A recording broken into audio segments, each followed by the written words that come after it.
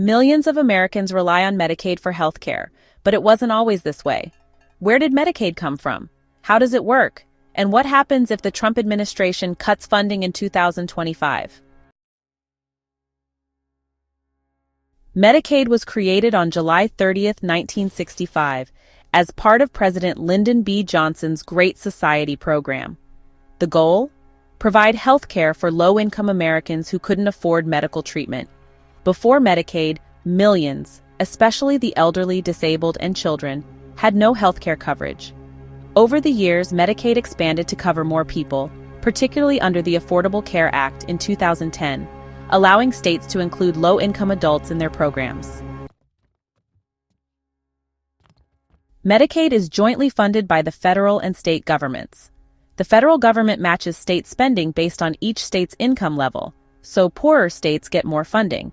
But Medicaid isn't run from Washington, D.C. Each state administers its own Medicaid program under federal guidelines set by the Centers for Medicare and Medicaid Services. Medicaid covers 85 million Americans, but its impact is even bigger in rural communities.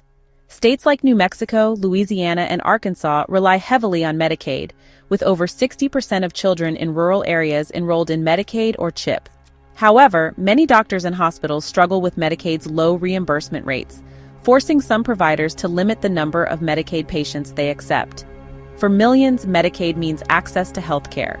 But if funding is cut, hospitals in rural areas could close, leaving communities without access to medical care. Now, the Trump administration is proposing major Medicaid cuts as part of the 2025 federal budget.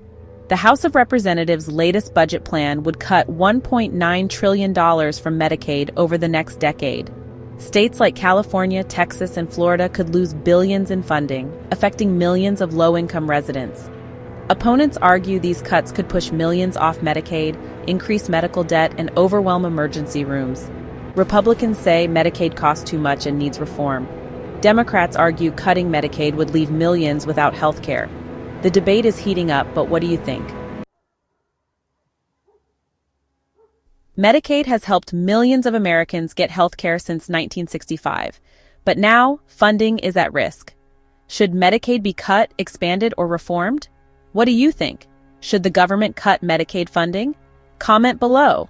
Like and subscribe for more updates on healthcare, government policy, and finance.